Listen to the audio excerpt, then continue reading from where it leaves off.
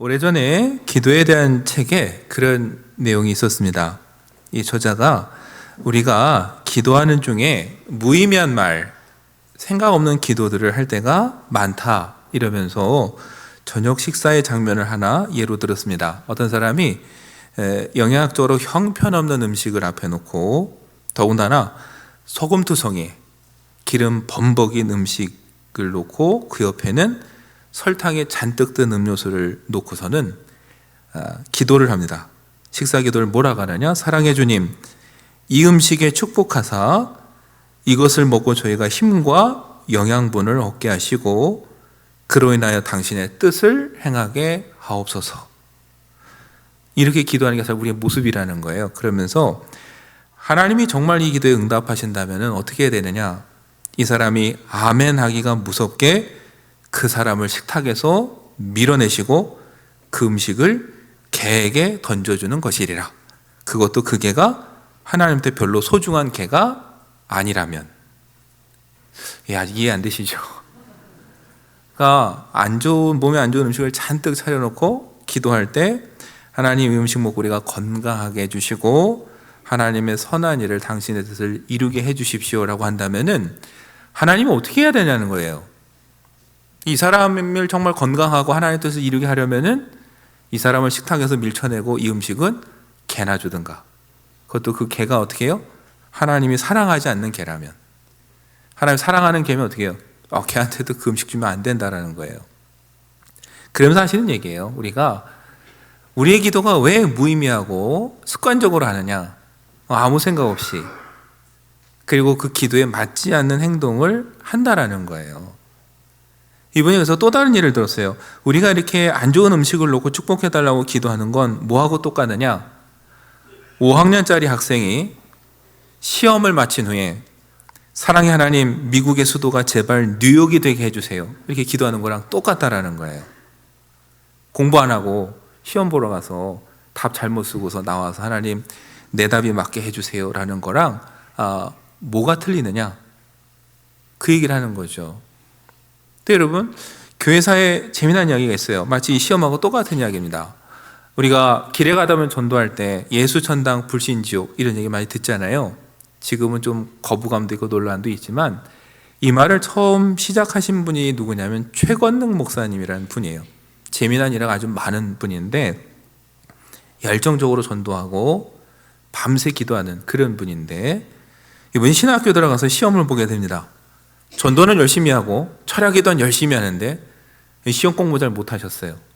시험을 보면 늘 낙제예요.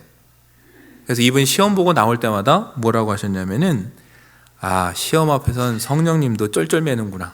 네. 여러분, 그건 성령이 쩔쩔매는 게 아니라 본인이 공부를 안 한 거죠. 여러분, 지난주 우리가 그리스도의 정체성에 대한 이야기를 했습니다. 우린 죄인이지만 동시에 거룩한 하나님의 백성이다. 모순돼 보이지만 모순이 아닌 게 이 기독교적인 가치관이다 그랬어요. 근데 우리 신앙생활 하다 보면 그런 것들이 또 있습니다. 그 중에 하나가 뭐냐면은 기도냐 열심히 하는 것이냐. 얼핏 안 어울려요. 기도하면 뭔가 안 해도 될 것 같고 뭔가 열심히 하면 기도 안 하는 것 같고. 여러분, 기도해야 됩니까? 아니면 열심히 해야 됩니까? 이게 사실 정답은 간단해요. 기도도 열심히 하고 일도 열심히 하면. 그런데 자꾸 우리는 무의식 중에 둘 중에 하나만 이런 생각을 좀 하게 돼요. 기도합시다 그러면은 아무것도 안 하는 걸 생각하고 뭔가 열심히 합시다 하면은 믿음이 없는 사람 취급을 하기도 하죠. 그런데 사실 잘 생각하면 여러분, 진짜 믿음의 기도는 뭘 불러와야 됩니까? 행동을 불러와야 돼요. 우리가 정말 건강한 몸으로 하나님 일을 하고 싶다. 그러면 그런 식사 기도를 하고 싶다면 내가 식사를 차릴 때부터 생각을 해야죠. 그리고 그렇게 행동해야 되는 것이죠. 그러니까 정말 믿음의 기도는 행동을 불러옵니다. 행동이 없는 기도는 사실은 믿음의 기도라고 할 수가 없는 거예요. 그래서 헨리 나우엔이 이런 얘기를 했습니다. 기도와 행동은 절대 상충되거나 배타적인 것이 아니다. 행동 없는 기도는 무력한 경건주의로 변질되고 기도 없는 행동은 의심스러운 조작으로 전락한다. 행동 없는 기도도 여러분 그건 무기력하게 되는 것이고, 그러나 기도 없이 행동하는 건 그건 사람의 인위적인 행동일 뿐이라는 거예요. 믿음의 사람에게는 기도가 있어야 되고 기도에 합당한 행위가 있어야 되는 거예요. 그런데 가끔 이렇게 만나서 이야기를 하다 보면은요, 자꾸 우린 둘 중에 하나입니다. 어려움 가운데 있는 분들 만나면은 늘 이 문제를 해결하기 위해서 본인이 얼마나 많은 일들을 하고 열심히 했는지를 설명을 해요. 듣다가 그래서 기도는 어떻게 하십니까? 하면은 벌써 표정이 안 좋으세요. 목사님하고 교회 만나면 늘 한 얘기가 뻔하다고, 기도만 얘기한다고.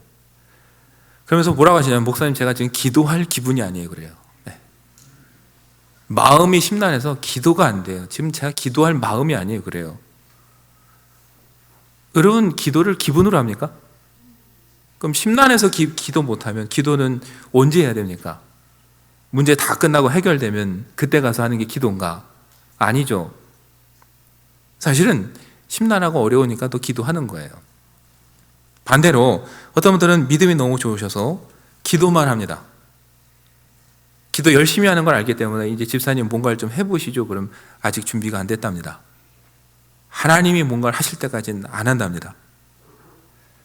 거기서 뭐라고 하면 제가 믿음 없는 사람이 되니까 참 말을 못 하겠는데, 이제는 뭔가 해도 될 것 같은데 안 해요. 제가 예전에 그 강원도 깊은 곳에 예수원이라는 곳이 있습니다. 아주 오래전에 제가 며칠 머문 적이 있는데, 작은 서재에 제가 잠깐 책을 읽고 있는데 옆에 또 자매분이 이야기를 하더라고요. 듣고 싶어서가 아니라 여러분 좁아서 들을 수밖에 없어요, 남의 얘기를. 근데 한 자매가 자기 기도하는 가운데 하나님께서 이 길이라고 인도하셔서 정하고, 그래서 당연히 입학시험에 붙을 줄 알았는데 떨어졌다고, 모르겠다고. 제 속으로 책을 보다가 본인만 모르나 보다. 아니 며칠 만에 시험이 어떻게 붙어요? 하던 걸 바꿔서 갑자기 시험을 봤는데 그게 떨어졌다고 이상하다라는 거예요. 하나님 뜻이 아닌가? 여러분, 하나님 뜻이면 그럼 다른 사람을 떨구고 며칠 만에 갑자기 시험을 바꾼 사람이 붙어야 그게 하나님 뜻이겠습니까? 아니죠. 그게 하나님 뜻일 수 있어요. 그렇다고 해서 그게 며칠 만에 붙으라는 건 아니에요. 거기에 합당한 준비를 해서 다음 달에 붙을 수도 있고 내년에 붙을 수도 있는 거예요. 중요한 건 거기에 합당한 준비를 해야 되는데 하지 않고 기도해서 나는 뜻이라고 하는데 떨어져서 난 이해를 못하겠다. 여러분, 그렇게 이야기하는 경우가 사실 우리 주변에 얼마나 많은지 모릅니다. 근데 여러분, 신앙은 무엇보다 기도입니다. 그건 무시할 수 없어요. 부정할 수가 없어요. 근데 중요한 건 그 기도에 합당한 행위가 있어야 그 기도가 진심 어린 기도가 되는 거예요. 여러분, 예수님 말씀하셨잖아요. 마가복음 11장 24절에 그러므로 내가 너에게 말하노니 무엇이든지 기도하고 구하는 것은 받은 줄로 믿으라. 그리하면 너희에게 그대로 되리라. 여러분과 제가 정말 이 말씀을 믿고 기도한다면, 우리가 기도한 대로 될 줄 믿고 받을 줄로 믿고 기도한다면은 그 다음 어떻게 됩니까? 그럼 그게 그렇게 된다는 전제하에 우리가 뭔가를 열심히 해야죠. 안 한다라는 게 문제예요.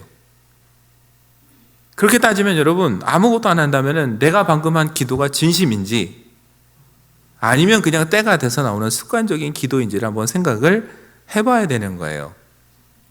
앞서 예를 든 것처럼 몸에 안 좋은 음식을 잔뜩 차려놓고 건강하게 해달라고 기도할 게 아니라 내가 정말 하나님 앞에 건강을 달라고 기도하고 싶고 그 건강을 가지고 뭔가 하나님의 일을 하고 싶다면은 그 기도는 어디서부터 시작됩니까? 저와 여러분이 식탁을 차리는 때부터 이미 시작되는 거예요. 그래야 그게 내가 간절한 기도고 진심 어린 기도죠. 그리고 그 기도가 끝난 후에 내가 어떻게 행동하느냐가 내가 전심으로 기도했다는 증거지. 근데 식탁을 차리기 전이나 후나 아무것도 변하는 거 없이 그냥 식탁에 앉아서 기도한다. 그건 뭐예요? 그냥 식사 시간 됐으니까 습관적으로 하는 기도예요. 무의식 중에 그냥 생각 없이 하는 기도예요. 여러분, 그 기도에 무슨 기적이 있고 응답이 있겠습니까? 저와 여러분이 교회 부흥을 꿈꾸면서 기도합니다. 그러면 정말 부흥을 꿈꾸면 여러분, 부흥을 위해서 내가 뭘 해야 될까를 생각을 하고 기도해야 되는 거고, 내가 진심으로 기도했다면은 부흥이 됐을 때 그럼 우리가 어떻게 바뀔까? 내가 어떻게 변화돼야 될까를 생각하고 거기에 합당한 모습으로 행동을 해야죠. 근데 전혀 그렇게 안 해요. 그럼 방금 한 기도는 뭐예요? 내가 기도 순서 됐으니까, 그냥 집회 왔으니까, 그냥 습관적으로 하는, 그게 뭐예요? 무의식적으로 그냥 하는 빈말이에요. 빈말. 그런 기도에 무슨 응답이 있겠습니까, 여러분? 정말 부흥을 꿈꾸면서 부흥이 됐을 때 내가 이렇게 해야지 하는 마음으로 매일매일 살아가면서 실천하면서 기도하고, 기도한 다음에 그래 이렇게 되면 내가 이런 역할을 해야겠구나 하는 마음으로, 느헤미야가 1장에서 어떻게 기도했습니까? 주님, 내가 이 사람들 앞에서 은혜를 입게 하옵소서. 예루살렘 성을 다시 세우려면은 저를 써주십시오. 이런 마음으로 기도하고 그는 실천했거든요. 그 기도에 응답이 있는 거지, 여러분. 그냥 생각 없이 남발하는 이 공수표에 거기에 놀라운 기적이 일어나길 바란다면은 그거야말로 염치 없는 일이죠. 여러분과 저는 그래서 어떻게 되냐? 기도와 노력이 함께 가야 되는 거예요. 아니, 진짜 간절한 기도고 믿음의 기도라면은 행동이 있을 수밖에 없어요. 있어야 돼요. 그게 정상이에요. 여러분, 오늘 그것을 보여준 사람이 느헤미야입니다. 물론 앞서도 보여주지만 오늘 4장은 좀 그걸 더 구체적으로 보여줘요. 앞서 산발락과 도비아가 조롱했습니다. 조롱할 때 대꾸도 안 하고 그냥 묵묵히 기도하고 벽돌을 쌓았어요. 어떻게 됩니까? 높이는 비록 반밖에 안 되지만 예루살렘 성이 연결이 돼요. 그러니까 산발랏이 성경을 보면 당황하고 분노했다 이렇게 기록하고 있습니다. 안 될 줄 알았는데 되니까 당황스럽기도 하고 화가 나는 거예요. 그래서 이번에는 자기를 따른 사람들과 함께 예루살렘을 습격할 계획을 세웁니다. 이야기를 들어요. 여러분, 이야기를 들은 느헤미야가 제일 먼저 뭘 하느냐? 변함없이 기도합니다. 우리가 읽지 않았지만 9절에 보면은 우리가 우리 하나님께 기도하며 이렇게 시작을 합니다. 느헤미야 여러분 정말 전심으로 기도했어요. 기도가 중요한 건 여러분 그 두려움 가운데, 환난 가운데 담대함을 주고 소망을 주기 때문입니다. 기도한 느헤미야가 뭐라고 얘기하느냐? 느헤미야 4장 14절 보니까 사람들을 향해 이렇게 말합니다. 너희는 그들을 두려워하지 말고 지극히 크시고 두려우신 주를 기억하고 너희 형제와 자녀와 아내와 집을 위하여 싸우라. 두려워하지 말라는 거예요. 기도했더니 하나님이 담대함을 주셨어요. 하나님께서 이걸 허락하셔서 그 멀리 있던 나를 불러다 여기까지 인도하셨는데 그 하나님께서 이것을 실패하게 두실 일이 없지. 담대함이 생기죠. 그래서 사람들에게 말합니다. 하나님을 기억하라. 여기서 우리가 포기한다면은 우리 자녀들과 가족들은 어떻게 돼요? 더 큰 수치를 당할 거다. 그러지 말자. 다시는 우리가 그런 수치를 물려주지 말자. 열심히 하자. 그래서 백성을 독려하는 거예요. 기도는 그렇게 우리에게 담대함을 줍니다. 우리에게 소망을 줘요. 느헤미야 4장 20절에서도 여러분 느헤미야는 말합니다. 너희는 어디서든지 나팔 소리를 듣거든 그리로 모여서 우리에게로 나아오라. 우리 하나님이 우리를 위하여 싸우시리라 하였느니라. 맞아요. 기도하는 가운데 느헤미야는 다시 그 하나님이 주시는 담대함으로 일을 하게 돼요. 기도는 우리에게 담대함을 주고 평안함을 주고 우리가 뭘 해야 될지를 보여주는 겁니다. 그렇다면 여러분, 그 기도 가운데 주신 응답과 담대함을 가지고 이제 뭘 해야 됩니까? 말씀드렸죠. 그 기도에 주신 응답대로 실천하는 거예요. 그래야 비로소 그 기도가 완성이 되는 거예요. 담대함도 주셨고 뭘 해야 되는지도 알려주셨는데 아무것도 안 한다. 그건 기도가 끝난 게 아니라 기도가 아직 제대로 되지도 않은 거예요. 그대로 우리가 실천할 때 비로소 기도가 온전히 이루어지는 것이죠. 여러분 그 뒤에 느헤미야가 한 일들을 살펴보면요. 파수꾼을 세워서 밤낮으로 성벽과 사람들을 지키게 합니다. 왜요? 사람들이 불안해하니까요. 언제 산발랏이 쳐들어올지 모르니까 파수꾼을 세워서 보호합니다. 가문별로 사람을 뽑아서 여러분 칼과 창과 활로 무장시켜서 배치를 합니다. 싸울 준비를 하는 거죠. 기도하지만 기도만 하는 게 아니라 하나님 주신 담대함으로 뭐예요? 싸움도 대비하고 준비하는 거예요. 그랬더니 산발랏이 자기의 계략이 들통난 걸 깨닫고 포기합니다. 그때 여러분 느헤미야 말해요. 하나님이 그들의 꾀를 패하셨다. 이것도 하나님 뜻이라는 거예요. 은혜라는 거예요. 여러분 그것도 기도하는 사람이 보는 겁니다. 기도를 해야 이것도 하나님이 도우셨구나 아는 거지, 기도 안 하면 그것도 모르죠. 그렇게 한 고비를 넘겼지만 느헤미야 거기서 그럼 멈추냐? 그러지 않아요. 그 다음에 또 대비하고 노력합니다. 그 모습이 오늘 우리가 읽은 본문이에요. 느헤미야 거기서 안심하지 않고요. 그때부터 어떻게 돼요? 16절에 보니까 자기 수하의 사람을 두 그룹으로 나눕니다. 절반은 갑옷을 입고 무기를 가지고 하나님 전쟁을 준비하게 합니다. 반은 또 일을 해요. 그렇게 싸움과 일을 또 병행해요. 그뿐입니까? 오늘 17절에 보니까 성을 건축하는 자, 짐을 나르는 자는 다 어떻게 합니까? 한 손으로 일을 하며 한 손에는 병기를 잡았다 그래요. 참 상징적인 표현입니다. 우리의 일터에서 일을 열심히 하는 동시에 뭘 준비해요? 또한 동시에 싸움을 준비하는 거예요. 방심할 게 아니라 언제든 그들이 올 수 있다라는 마음으로 이 영적인 싸움을 또 준비하는 거죠. 사실 불편합니다. 일하는 것만으로도 벅차고 불편한데 한 손엔 또 무기를 들고 일한다라는 거 간단한 문제가 아니에요. 그럼에도 불구하고 그 고단한 길을 가는 거예요. 왜요? 믿기 때문이에요. 하나님께서 이 성벽을 세우실 거라는 믿음이 있었기 때문에 한 손에 짐을 나르고 한 손에 무기를 드는 이 고단한 길이지만 가는 겁니다. 그 담대함은 어디서 왔다고요? 기도에서 비롯됐어요. 그러나 그 담대함을 가지고 아무것도 안 한다면 소용이 없어요. 느헤미야는 한 손에 짐을 한 손에 무기를 그렇게 잡고 열심히 함께 일을 하는 겁니다. 얼마나 열심히 일을 했느냐? 여러분 21절에 보니까 우리가 이같이 공사하는데 무리의 절반은 동뜰 때부터 별이 나기까지 창을 잡았다 그랬어요. 여러분 반반 나눠서 일하고 보초 쓰고 일하고 보초 쓰는데 동틀 때부터 별이 나기까지 정말 별 보기 운동입니다. 별 보고 나와서 별 보고 들어가는 거예요. 왜요? 꿈이 있기 때문에 그렇습니다.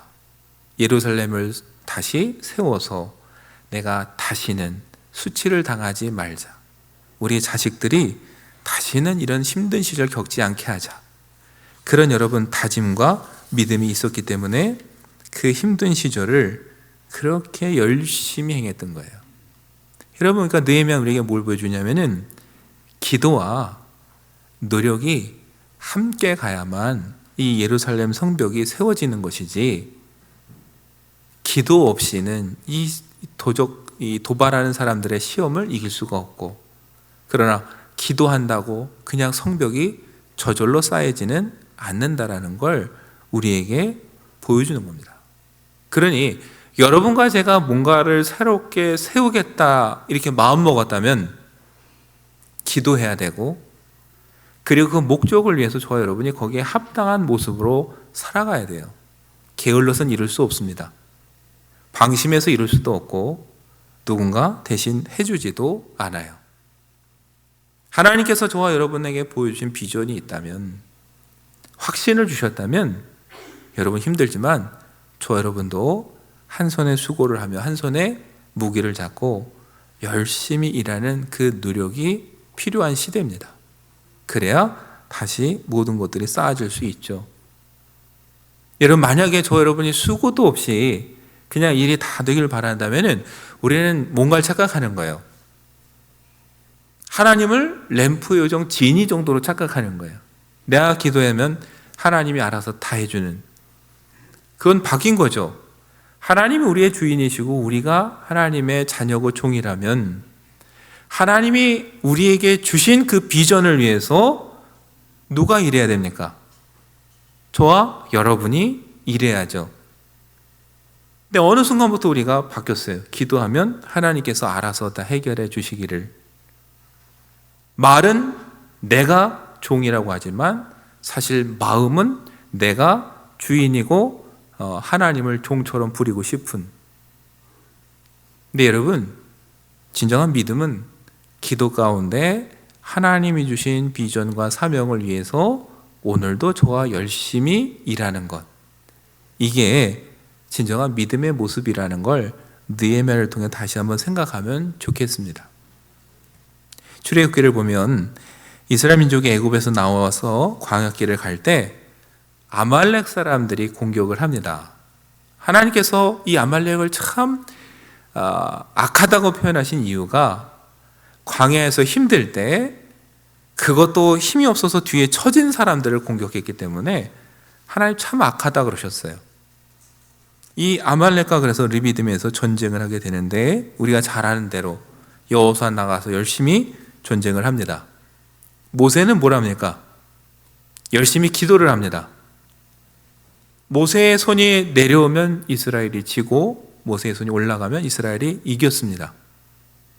모세의 손이 내려오지 않도록 아론과 훌이 옆에서 하루 종일 온종일 그의 팔을 붙잡아 줬어요. 그렇게 전쟁을 이겼습니다. 그리고 모세는 거기다가 제단을 쌓고 이름을 붙였어요. 여호와 니시. 여호와는 나의 깃발이다, 이런 뜻입니다. 물론 승리의 깃발이죠. 그래서 우리는 여호와 니시 그럼 승리라고 번역을 합니다. 그러나 여러분, 전쟁터에서 깃발은 꼭 승리만이 아니죠. 우리가 어디를 향해 달려가야 될지를 보여주는 게 깃발입니다. 전쟁터에서 깃발은 우리가 뭘 해야 될지 전달해주는 도구였어요. 그 시절에 깃발을 보면서 그 다음 뭘 해야 될지를 알려줍니다.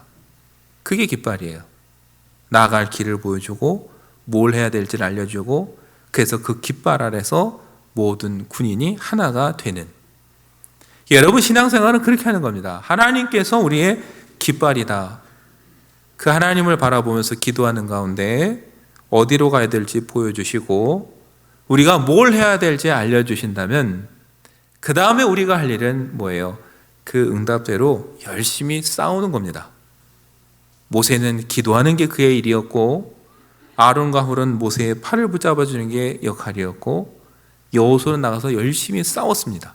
그래서 전쟁을 이긴 것이지 그냥 다 그늘 아래 쉬면서 기도만 해서 이긴 싸움은 절대 아니에요. 오늘 저와 여러분도 이런 마음으로 우리 삶에 임했으면 좋겠습니다. 하나님께서 그냥 알아서 다 해주시는, 그냥 램프의 요정처럼 생각하면서 살아갈 게 아니라 내가 하나님의 부름을 받은 하나님의 자녀로서 하나님께서 이루시고자 하는 목표를 우리에게 보여주셨고 뜻을 보여주셨다면 이제는 내가 무엇을 해야 될 것인지, 그것을 위해서 느헤미야처럼 저와 여러분이 열심히 파수꾼도 해야 되고 짐도 날라야 되고, 때로 싸움이 온다면 물러설 게 아니라 용감히 와서 싸울 준비를 해가면서 그렇게 노력하는 것이, 그것이 기도라는 것.